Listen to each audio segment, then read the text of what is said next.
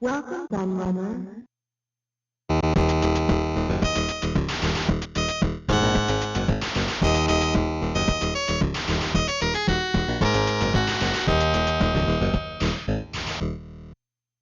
This video is brought to you by a Compendium of Atari ST Games Volume 1 by Kieran Hawken and AG Books. This full colour book features over 250 game reviews, developer interviews, fun facts and trivia, personal stories, and is the ultimate companion to Atari's 16-bit Dream Machine. It is available in both hardback and paperback and can be purchased worldwide from all leading bookstores, including Amazon, W.H. Smith's, Waterstones, Barnes & Noble and Wordery. So what are you waiting for? Get your copy today. Any machine can play games with you. But as a real computer, I can also help with education. Give people the power to be successful. Enable them to create music And produce extraordinary images through my artist's palette. Because I'm the Atari ST. A real thing, not a plaything.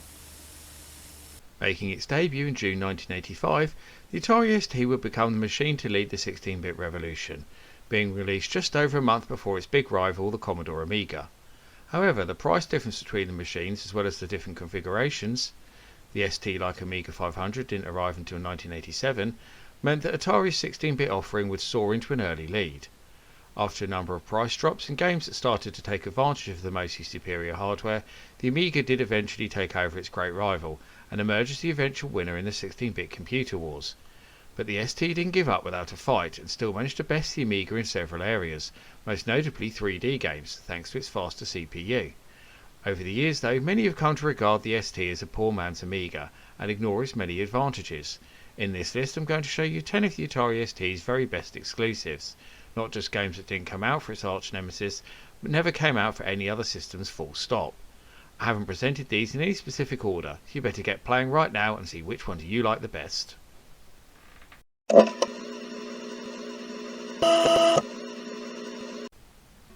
Released in 1987 by obscure Kent-based company Nexus, who only ever published one other Atari ST game, Diggery is an unashamed clone of the hugely popular 8-bit computer game and later arcade game Boulder Dash.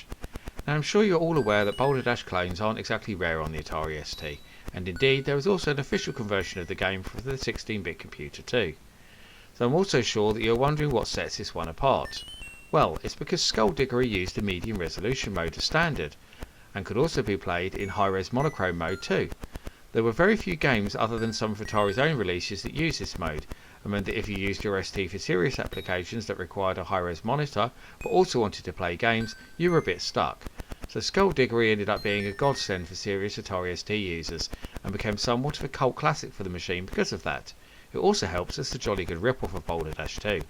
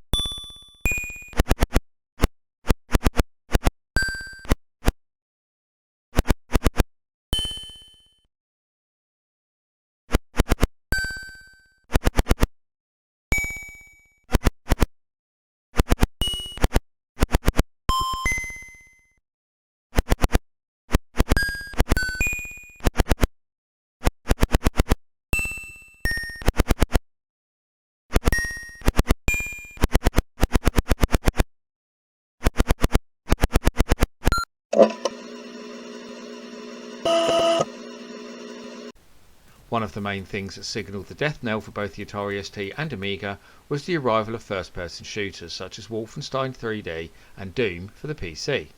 Both computers did try to fight back somewhat with similar games of their own, and Unique Development Substation is the Atari ST's best offering. Firstly, I should mention that this game will only work on 1MB STE machines and upwards, as it needs all the extra hardware features to make it possible. In fact, you could easily argue that this is one of the most technically impressive games ever released to the Atari ST. The actual game plays very much like the aforementioned Doom, with you moving around an enemy base shooting all sorts of different enemies, opening doors and picking up useful items. After each level you can upgrade your character and your weapons to make life easier. Substation is an incredibly impressive title with a smooth frame rate, big levels and excellent digitised sound effects. Released in 1995, some 10 years after the computer's debut, it showed that the Atari ST could definitely still hold its own right up until the very end of its commercial life.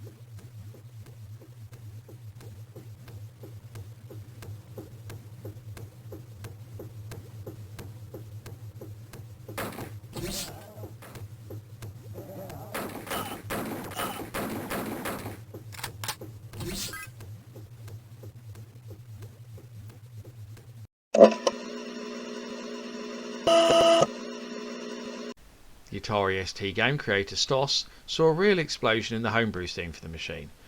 Many of the best games made with it were featured on magazine cover discs or became part of public domain libraries, but there were also a select few titles that were so good that they were picked up by commercial software houses, and Richard Shepard's brilliant Creepy was one of these.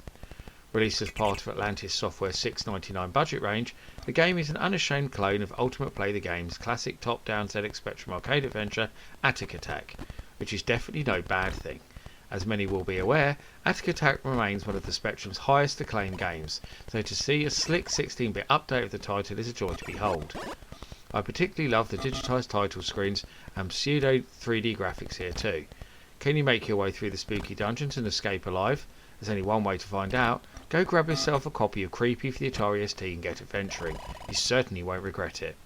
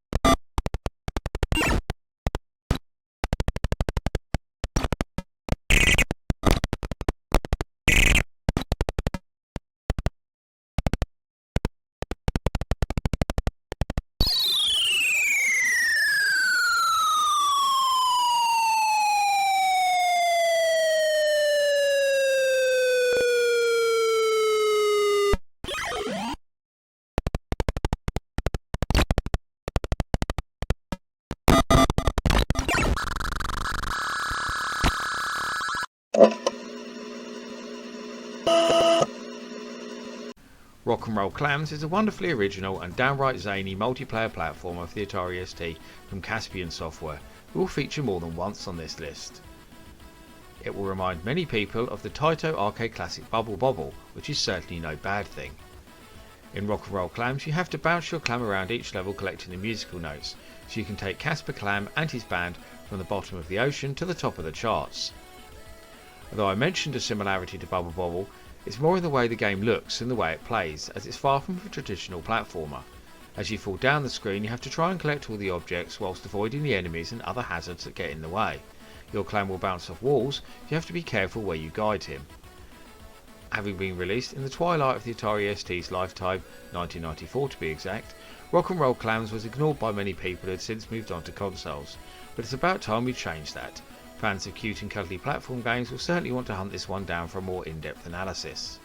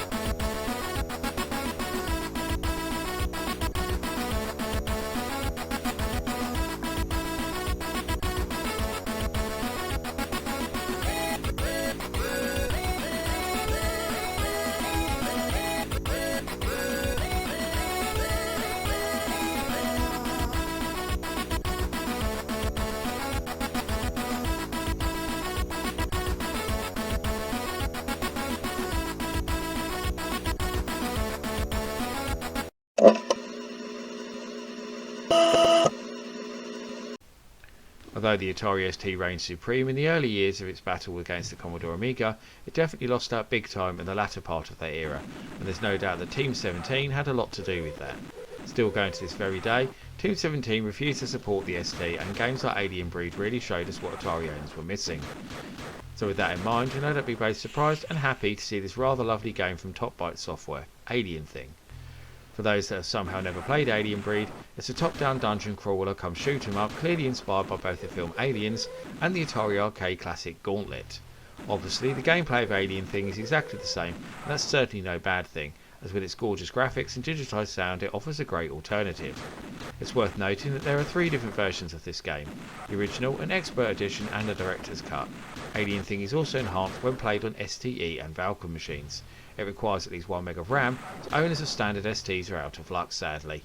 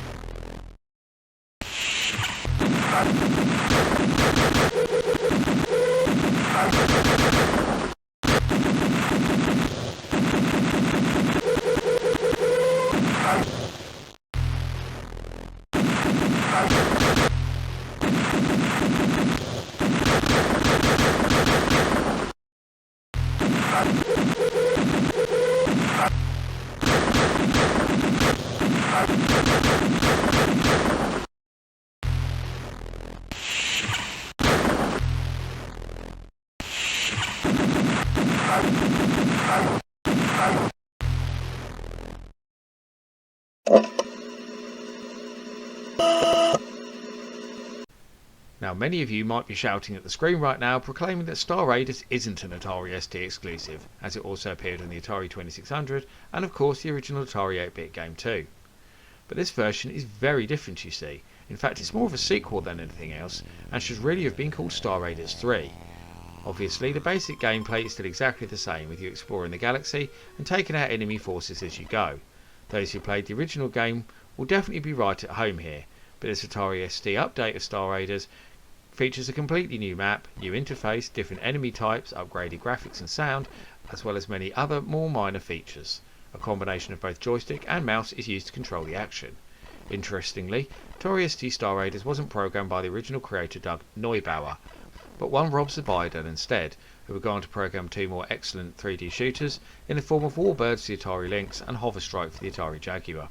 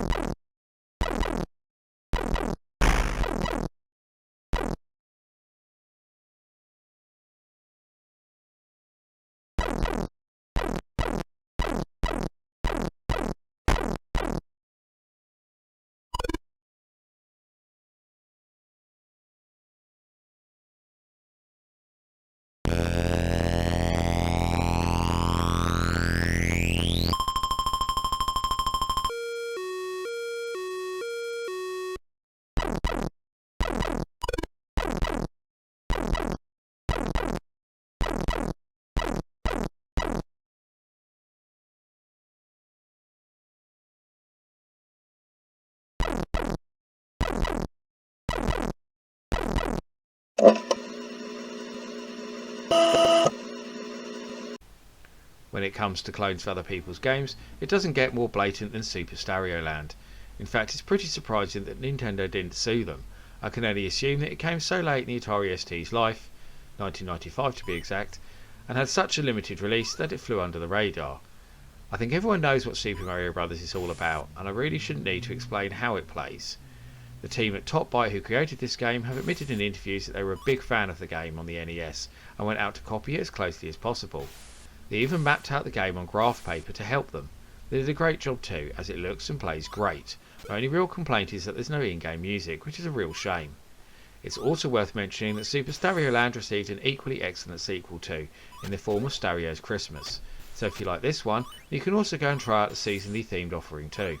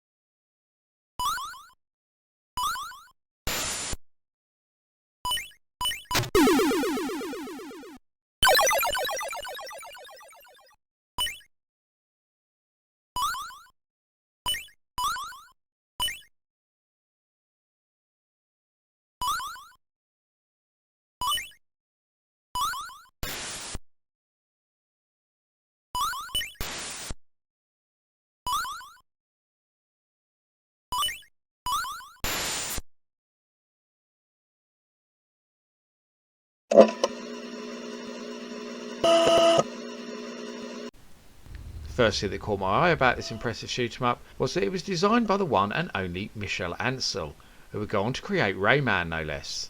The Atari ST was hugely popular in France, so it was a great breeding ground for games over the years. Ubisoft's horizontally scrolling shoot 'em up, The Intruder, is pretty standard in most regards. Fly along, shoot the enemies, dodge the hazards, and collect the power-ups. But it's the way it does everything that will impress you most. The graphics are beautiful with nicely designed sprites, smooth parallax scrolling, unusual for the ST, as many will know, and lovely presentation. While there is any music on the title screen, the in-game sound effects are certainly very effective and much better than many similar games. It almost seems strange that a game like The Intruder, a title by a talented team with a big name publisher behind it, remained an Atari ST exclusive, and I'll be willing to bet that it's also one of the lesser known titles on this list too, even though it really shouldn't be.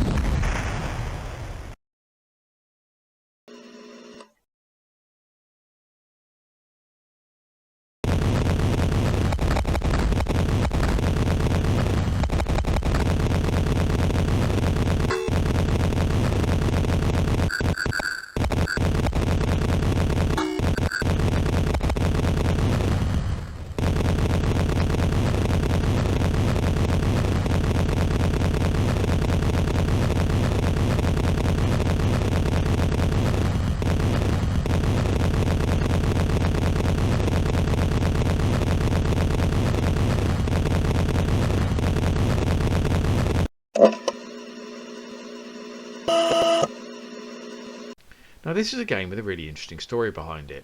The programming team were originally hired by Atari to create games for the Sega Genesis, but after the deal fell through for Atari to distribute the 16-bit console in North America, the Sunnyvale-based company set them to work on creating a game for their new Atari STE computer instead. Whitewater Madness bears some similarities to the Atari arcade game 2-Bin, and was also announced, although never released, for the Atari 7800 too. But rather than you leisurely floating down a river in a rubber tube, you're piloting an armoured speedboat, shooting both aquatic and land-based enemies as you collect all the energy cells required to warp to the next level. This was the very first commercial STE-only game released, and featured some impressive graphics and sound. The coding team behind Whitewater Madness would later go on to create some of the very best games the Atari Lynx has to offer, such as Stun Runner, Road Blasters, APB and Toki. The limited release of this game now makes it very rare and hard to find in its original form, sadly.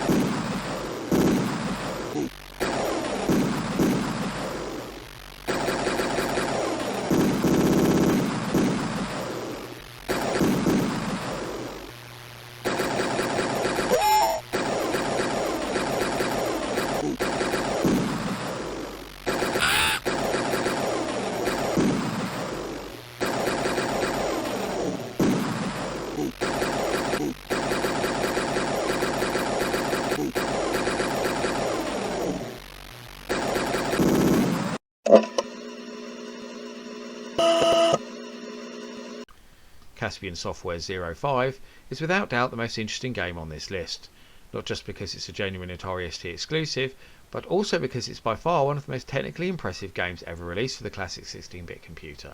So what is 05 then, I hear you ask? Well, it's a 3D space shooter that was clearly inspired by the Star Raiders games, and will only run on 1MB STE machines or the Atari Falcon. It's a mission-based affair where you must follow the objectives in order to progress. There are levels that take place in deep space, as well as over a planet's surface, and it will require real skill if you're going to progress.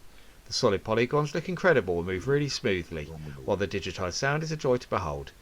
It's very hard to actually find fault in this game in any way at all.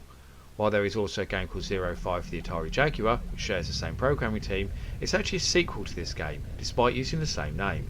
That's well worth checking out too, and will certainly make my top 10 Atari Jaguar exclusives too.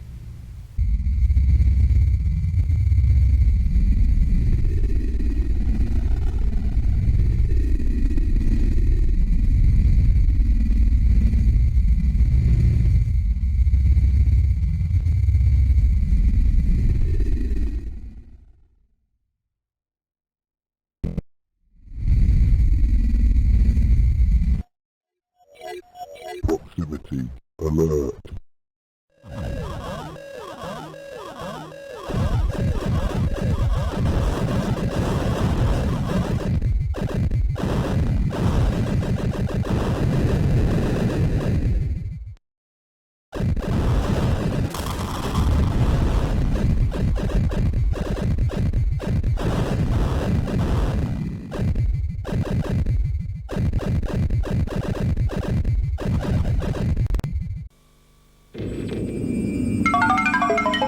The Atari 520 ST has twice the power of many business micros. It handles business with ease.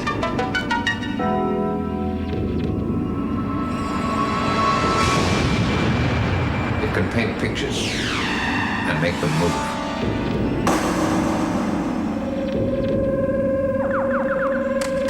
It can play advanced games. Yet it costs less than £300. The Atari 520 ST, power without the price. And that concludes my look at the 10 best exclusives to the Atari ST, and I hope it gives you some inspiration on what to play next for the 16-bit beast. But I want to know what you think. How many of these classics have you played, and what did you think of them? Are there any major titles that you know that I wrongly left out? Please let me know in the comments. I'm always interested to hear the views of the community. But before I go, I must also thank all of my loyal patrons for continuing to support my channel and make videos like this possible. However, I must give special thanks to the following patrons in particular for their much appreciated pledges: Mitchell Valentino, James Taylor, Neptune, Chaotic, Seth Robinson, Carl Olsen, DOS Gamerman and Electron Star Collapse. If you also want to help support all my creative endeavours, including this YouTube channel, then please go and check out my Patreon right now. You can get access to a host of extra content, including downloads, exclusive videos, creative insights and much more besides. I've been the Laird, and I thank you for watching, and I'll see you all again for another video very soon.